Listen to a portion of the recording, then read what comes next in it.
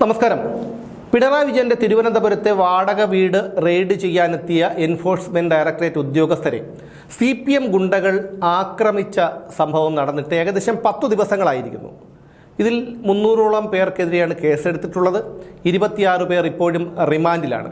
ഇതിൽ 6 പേരെ തെളിവെടുപ്പിനായി ഇന്നലെ തിരുവനന്തപുരത്തെ പിണറായി വിജയന്റെ വാടക വീട്ടിലേക്ക് കൊണ്ടുവന്നു. വളരെ ദയനീയമായിരുന്നു അവരുടെ അവസ്ഥ. ആ പാവങ്ങളൊക്കെ യഥാർത്ഥത്തിൽ പെട്ടുപോയതാണെന്ന് അവരുടെ മുഖഭാവം വിളിച്ചു പറയുന്നുണ്ട്. അവരൊക്കെ നേതാക്കളുടെ നിർദ്ദേശമനുസരിച്ചാണ് അവിടെ എത്തിയത് എന്നുള്ള ആരോപണം അന്നു തന്നെ ഉണ്ടായിരുന്നു. പക്ഷേ ഇപ്പോൾ നേതാക്കളുടെ ഏരിയ സെക്രട്ടറിയുടെ നിർദ്ദേശമനുസരിച്ചാണ് തങ്ങൾ അവിടെ എത്തിയത് എന്നുള്ളൊരു വാദം, ഒരു മൊഴിയൊക്കെ ഇവരൊക്കെ പോലീസിന് കൊടുത്തിട്ടുണ്ട് എന്നാണ് ഇപ്പോൾ പുറത്തു വരുന്ന വിവരം. ഇതൊക്കെ ജനങ്ങളൊക്കെ അന്നേ പറഞ്ഞതാണ്. കാരണം നേതാക്കൾ പറയാതെ ഒരിക്കലും അണികൾ അവിടെ എത്തുകയും അക്രമം കാണിക്കുകയും ഒന്നും ചെയ്യില്ല. പക്ഷേ ഇന്നലെ അവിടെ തെളിവെടുപ്പിനായി കൊണ്ടുവന്ന 6 പേരുടെ മുഖഭാവം അത് വിളിച്ചോതുന്നത് തങ്ങളെ ഈ ട്രാപ്പിൽ പെടുത്തിയതാണ്. നേതാക്കളുടെ വാക്കുകൾ കേട്ടിട്ട് തങ്ങളിത് ചെയ്തു പോയി, ഇനി എന്തായാലും ഞങ്ങൾക്ക് രക്ഷയില്ല, ഞങ്ങൾ പെട്ടുപോയി എന്നുള്ള തരത്തിലുള്ള ഒരു മുഖഭാവമാണ് അവർക്ക്. അന്ന് ED ഉദ്യോഗസ്ഥരെ ആക്രമിക്കുമ്പോൾ അവരുടെ മുഖഭാവവും ശരീരഭാഷയും ഇതൊന്നുമല്ലായിരുന്നു. അവർ ED ഉദ്യോഗസ്ഥരെ പറ്റുമെങ്കിൽ കൊന്നുകളയാൻ പോലും അവർ തയ്യാറാകുമായിരുന്നു ഈ നേതാക്കൾക്ക് വേണ്ടി. ആ ഒരു അവസ്ഥയായിരുന്നു അന്ന് അവിടെ ഉണ്ടായിരുന്നത്. പക്ഷേ ഇന്ന് 10 ദിവസം ജയിലിൽ കിടന്നപ്പോൾ തന്നെ ഇവരുടെയൊക്കെ ഒരു സ്വഭാവ രീതിക്കും ശരീരഭാഷയ്ക്കും മുഖഭാവത്തിനുമൊക്കെ വ്യത്യാസം വന്നു. ഒരു തരത്തിൽ പറഞ്ഞാൽ ഇന്നലെ ഈ പിണറായി വിജയനെയോ MP ഗോവിന്ദനെയോ പോലെയുള്ള നേതാക്കളെ എങ്ങാനും കയ്യിൽ കിട്ടിയാൽ കയ്യേറ്റം ചെയ്യാൻ പോലും ഈ പ്രതികൾ മടിക്കില്ല എന്നാണ് അവരുടെ മുഖഭാവം സൂചിപ്പിക്കുന്നത്.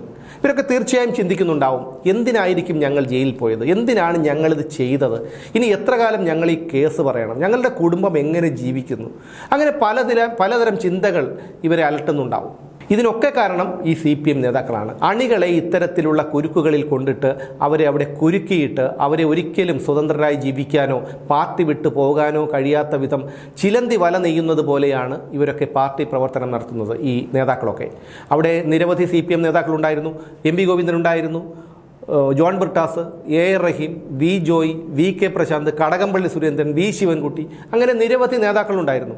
ഇവർക്ക് ആർക്കെതിരെയും കേസെടുത്തിട്ടില്ല. അവരിപ്പോഴും ഉറങ്ങുന്നത് എന്നും ഉറങ്ങുന്നത് പോലെ പട്ടുമെത്തയിൽ തന്നെയാണ്. അവർക്കൊന്നും യാതൊരു കേസുമില്ല, ഒരു പ്രശ്നവുമില്ല. അവരുടെ കുടുംബമൊക്കെ വളരെ സന്തോഷമായി പോകുന്നുണ്ട്. അവർ നന്നായി ആഹാരം കഴിക്കുന്നുണ്ട്, പതിവ് പോലെ. അവരുടെ മക്കളൊക്കെ സ്കൂളുകളിൽ പോകുന്നുണ്ട്, ജോലിക്ക് പോകുന്നുണ്ട്. അതുകൊണ്ട് അവർക്കൊന്നും യാതൊരു പ്രശ്നവുമില്ല. പ്രശ്നമുണ്ടായത് ഈ സാധാരണക്കാരായ മണ്ടന്മാരായ അടികൾക്ക് മാത്രമാണ്. ഇതെനിക്ക് പറയാനുള്ളത് CPM പ്രവർത്തകരോടാണ്. നിങ്ങൾ ഇന്നലത്തെ ആ ദൃശ്യങ്ങളൊന്ന് പരിശോധിക്കണം. അവരുടെ ശരീരഭാഷ, അവരുടെ മുഖഭാവം എങ്ങനെയാണെന്ന് പരിശോധിക്കണം. അവരുടെ വീടുകളിൽ കഴിയുന്നതും നിങ്ങൾ ചെല്ലണം. നേതാക്കളല്ല, പ്രവർത്തകർ ചെല്ലണം. എങ്ങനെയാണ് അവരുടെ വീട്ടുകാരുടെ മാനസികാവസ്ഥ, അവരുടെ അമ്മയുടെയും സഹോദരിയുടെയും മക്കളുടെയും ഭാര്യയുടെയും ഒക്കെ മാനസികാവസ്ഥ നിങ്ങളൊന്ന് ചിന്തിക്കണം, ഒന്ന് അറിയണം എങ്ങനെയാണെന്ന്. അതിനുശേഷം നിങ്ങൾ ചിന്തിക്കണം, ഈ നേതാക്കൾ പറയുമ്പോൾ മുന്നും പിന്നും നോക്കാതെ എന്തും ചെയ്യാൻ ഞങ്ങളിനി തയ്യാറാകണോ എന്ന്.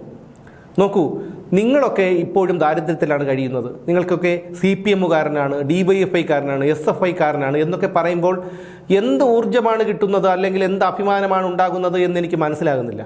കാരണം സാധാരണക്കാരായ ജനങ്ങളെ സംബന്ധിച്ചിടത്തോളം നമ്മളിപ്പോൾ ഒരു ഗുണ്ടയെക്കുറിച്ച് കേൾക്കുമ്പോൾ, ഒരു ഭീകരനായ ചട്ടമ്പിയെക്കുറിച്ച് കേൾക്കുമ്പോൾ എന്ത് പ്രതീതിയാണോ മനസ്സിലുണ്ടാകുന്നത്, അതേ പ്രതീതിയാണ് ഒരു SFIക്കാരനെക്കുറിച്ചോ DYFIക്കാരനെക്കുറിച്ചോ CPMകാരനെക്കുറിച്ചോ കേൾക്കുമ്പോൾ ഉണ്ടാകുന്നത്. അത് നിങ്ങൾക്ക് മനസ്സിലാകില്ല. പക്ഷെ നിങ്ങൾ ഈ രാഷ്ട്രീയം മാറ്റിവെച്ച്, CPM എന്ന ഈ രാഷ്ട്രീയം മാറ്റിവെച്ച് പൊതു സമൂഹത്തിലേക്ക് ഇറങ്ങി നിങ്ങളൊന്ന് പ്രവർത്തിക്കണം, ഒന്ന് ചിന്തിക്കണം. ഞങ്ങൾ എങ്ങനെയായിരുന്നു ഇതുവരെ ജീവിച്ചത്, എന്തുകൊണ്ടാണ് നിങ്ങൾക്ക് എന്നെ സംഖ്യയെന്ന് പറയാം, അല്ലെങ്കിൽ കൊങ്ങിയെന്ന് പറയാം. ഒരാൾക്ക് ഒരു രാഷ്ട്രീയ പാർട്ടിയിലല്ലേ വിശ്വസിക്കാൻ കഴിയൂ. ശരി, നിങ്ങൾ എന്നെ BJPക്കാരനെന്നോ കോൺഗ്രസ്സുകാരനെന്നോ എന്ത് വേണമെങ്കിലും പറഞ്ഞോളൂ, എനിക്ക് കുഴപ്പമില്ല. എനിക്ക് ഒരു രാഷ്ട്രീയ പാർട്ടിയിലല്ലേ വിശ്വസിക്കാൻ കഴിയൂ. അങ്ങനെയാണെങ്കിൽ എന്തുകൊണ്ട് ഞാൻ കോൺഗ്രസ്സുകാരെ ഇതേക്കുറിച്ച് പറയുന്നില്ല, കോൺഗ്രസ്സുകാരെ പറ്റി പറയുന്നില്ല, BJPക്കാരെ പറ്റി പറയുന്നില്ല, കേരള കോൺഗ്രസ് ബ്രാക്കറ്റ് പാർട്ടിക്കാരെ കുറിച്ച് പറയുന്നില്ല, ലീഗുകാരെ കുറിച്ച് പറയുന്നില്ല, എന്തിനാ SDPIക്കാരെ കുറിച്ച് പോലും ഞാൻ എന്തുകൊണ്ട് പറയുന്നില്ല? അത് വേറൊരു തലമാണ്. SDPI ഒക്കെ മറ്റൊരു തലമാണ്. അതുപോലെ അല്ല CPM എന്ന് പറയുമ്പോൾ. CPM എന്ന് പറയുമ്പോൾ അന്ധമായി നേതാക്കളെ വിശ്വസിക്കുകയും നേതാക്കളുടെ ആജ്ഞയനുസരിച്ച് പ്രവർത്തിക്കുകയും ചെയ്യുന്ന ഒരു പ്രസ്ഥാനമാണ്. അതിലേക്ക് ഈ ബ്രെയിൻ വാഷ് ചെയ്ത് മസ്തിഷ്ക പ്രക്ഷാളനം നടത്തി നേതാക്കൾ ഈ അണികളെ എത്തിച്ചിരിക്കുന്നു ആ അവസ്ഥയിലേക്ക്. അത് ഇനിയെങ്കിലും നിങ്ങൾ മനസ്സിലാക്കണം. നിങ്ങളൊന്ന് ഓർത്തു നോക്കൂ, കേരളത്തിൽ ഏകദേശം 180-ലധികം സ്വകാര്യ മേഖലാ സ്ഥാപനങ്ങളും പൊതുമേഖലാ സ്ഥാപനങ്ങളും പൂട്ടിക്കിടപ്പുണ്ട്. ഈ പൂട്ടിയതൊക്കെ CPMകാരാണ്, ചെങ്കോണകം. അവർക്ക് ആകെ മുടക്ക് മുതലുണ്ടായത് ഒരു ചെറിയ മുഴം ചുമന്ന തുണി ഒരു കമ്പിൽ നാട്ടിക്കൊണ്ട് നിർത്തുക എന്നുള്ളതാണ്. ഒരാൾ ഒരു തൊഴിൽ സ്ഥാപനം തുടങ്ങുന്നതിന് പിന്നിൽ എത്രമാത്രം വേദനയും വിഷമവും ബുദ്ധിമുട്ടുകളും ഉണ്ടെന്ന് നിങ്ങളൊന്ന് ചിന്തിച്ചിട്ടുണ്ടോ? അയാളുടെ ഭാര്യയുടെ കെട്ടുതാലി വരെ പണയം വെച്ചിട്ടാണ്, അയാളുടെ ഭൂമി പണയം വെച്ചിട്ടാണ്, ബാങ്കുകളിൽ കയറിയിറങ്ങി ബാങ്ക് ജീവനക്കാരുടെ കാല് പിടിച്ചിട്ടാണ് അയാൾ ഇത്തരത്തിലൊരു തൊഴിൽ സ്ഥാപനം കെട്ടി ഉയർത്താൻ പോകുന്നത്. അങ്ങനെ കെട്ടി ഉയർത്തുന്നത് അയാൾക്ക് വേണ്ടി മാത്രമല്ല, അയാൾക്ക് ഒരിക്കലും ഒറ്റയ്ക്ക് അയാൾക്കോ അയാളുടെ കുടുംബങ്ങൾക്കോ മാത്രമായി ഇത്തരത്തിലൊരു തൊഴിൽ സ്ഥാപനം ചെയ്യാൻ കഴിയില്ല. അത് ആ തൊഴിൽ സ്ഥാപനം വഴി നിരവധി പേർക്ക് ജോലി കിട്ടും, അതുവഴി ആ കുടുംബങ്ങൾ രക്ഷപ്പെടും. ഇതൊക്കെ കൊണ്ടാണ് ഒരാൾ തൊഴിൽ സ്ഥാപനം തുടങ്ങുന്നത്. അയാളുടെ ജീവിത നിലവാരവും മെച്ചപ്പെടാനുള്ള സ്വപ്നം കാണും, ഇല്ലാതെ ആരും ഇതിന് ഇറങ്ങുന്നില്ലല്ലോ. പക്ഷേ ഇവിടെ ഇത്തരത്തിലുള്ള സ്ഥാപനങ്ങളെല്ലാം കൊടികുത്തി പൊട്ടിച്ചത് ഈ CPM-കാരാണ്. അത് നിങ്ങളൊന്ന് പരിശോധിച്ചാൽ നിങ്ങൾക്ക് മനസ്സിലാകും. നേതാക്കളുടെ കാര്യം നിങ്ങളത് എടുത്തു നോക്കൂ. നിങ്ങളുടെ ഏത് നേതാവാണ് ദരിദ്രാവസ്ഥയിൽ കഴിയുന്നത്? ഏത് നേതാവിൻ്റെയെങ്കിലും ഏതെങ്കിലും ഒരു നേതാവിൻ്റെ മക്കൾ പോസ്റ്റർ ഒട്ടിക്കാനോ തല്ലുകൊള്ളാനോ രാഷ്ട്രീയ സമരങ്ങൾ നടത്തി കേസിൽപ്പെടാനോ സമൂഹ മാധ്യമങ്ങളിലൂടെ മറ്റുള്ളവരെ തെറി വിളിക്കാനോ പോകുന്നുണ്ടോ? ഇല്ല. അവരെല്ലാവരും ഉയർന്ന സാമ്പത്തികാവസ്ഥയിൽ ഉയർന്ന ജീവിത നിലവാരത്തിൽ ജീവിക്കുന്നവരാണ്. മലിനജലത്തിൽ മാത്രമേ കൂത്താടി വളരൂ, ഒരിക്കലും ശുദ്ധജലത്തിൽ കൂത്താടി വളരില്ല. അതുപോലെയാണ് കമ്മ്യൂണിസം. സാമ്പത്തികമായി പിന്നോക്കം നിൽക്കുന്ന, ദരിദ്രാവസ്ഥയിൽ നിൽക്കുന്ന ഒരു സമൂഹത്തിൽ മാത്രമേ, വർഗീയതയും ദാരിദ്ര്യവും ഒക്കെ ഉള്ള ഒരു സമൂഹത്തിൽ മാത്രമേ കമ്മ്യൂണിസം നിലനിൽക്കൂ, കമ്മ്യൂണിസം വളരൂ. സാമ്പത്തികമായി ഒരാൾ മെച്ചപ്പെട്ടാൽ, അയാൾക്ക് മെച്ചപ്പെട്ട ഒരു ജീവിത നിലവാരം ഉണ്ടായാൽ അയാൾക്ക് വ്യത്യസ്തമായ രാഷ്ട്രീയ കാഴ്ചപ്പാടുകൾ ഉണ്ടാകും. അയാൾ പല രാഷ്ട്രീയ പാർട്ടികളിലും വിശ്വസിക്കും, പക്ഷെ ഒരിക്കലും കമ്മ്യൂണിസത്തിൽ വിശ്വസിക്കില്ല. കാരണം കമ്മ്യൂണിസം പറയുന്നത് മുഴുവൻ ദാരിദ്ര്യത്തെക്കുറിച്ചും മുതലാളിത്തത്തെക്കുറിച്ചും വർഗീയതയെക്കുറിച്ചുമാണ്. സാമ്പത്തികമായി ജീവിത നിലവാരം മെച്ചപ്പെട്ടവന് ഒരിക്കലും ഇതൊന്നും ചിന്തിക്കേണ്ട ആവശ്യമില്ലല്ലോ. അതുകൊണ്ട് ഇനിയെങ്കിലും പൊന്നു സഹോദരങ്ങളെ, നിങ്ങളിതൊന്ന് മനസ്സിലാക്കണം. നിങ്ങളോട് ആർക്കും യാതൊരു വിരോധവുമില്ല. ഈ സമൂഹ മാധ്യമങ്ങളിലൊക്കെ ഇത്തരത്തിൽ പിണറായി വിജയൻ്റെയും മറ്റും അഴിമതികൾ തുറന്നു പറയുമ്പോൾ നിങ്ങൾ വന്ന് കണ്ണ് പൊട്ടുന്ന തെറി വിളിക്കാറില്ലേ?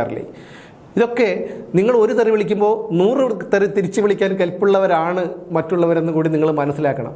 അങ്ങനെ തെറി വിളിച്ചത് കൊണ്ട് അതുകൊണ്ട് യാതൊരു കാര്യവുമില്ല.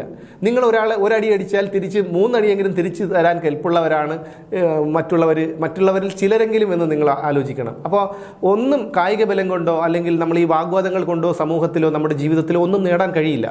നിങ്ങൾ ഒറ്റ കാര്യം, ഈ CPM-ൽ പ്രവർത്തിക്കുന്ന, SFI-യിലും DYFI-യിലും പ്രവർത്തിക്കുന്ന പ്രവർത്തകരോട്, സഹോദരങ്ങളോട് എനിക്ക് പറയാൻ ഒന്നേ ഉള്ളൂ. നിങ്ങൾ ഇന്നലെ പിണറായി വിജയൻ്റെ വീട്ടിൽ തെളിവെടുപ്പിന് കൊണ്ടുവന്ന ആ 6 പേരുടെ മുഖഭാവം നിങ്ങളൊന്ന് നോക്കണം. അതിനുശേഷം അവരുടെ വീടുകളിൽ നിങ്ങൾ കടന്നു ചെല്ലണം. അവരുടെ വീട്ടിലെ അമ്മയുടെയും അച്ഛൻ്റെയും ഭാര്യയുടെയും മക്കളുടെയും സഹോദരങ്ങളുടെയും ഒക്കെ മാനസികാവസ്ഥയെക്കുറിച്ച് ചിന്തിക്കണം. ഇത് മാത്രമേ എനിക്ക് പറയാനുള്ളൂ.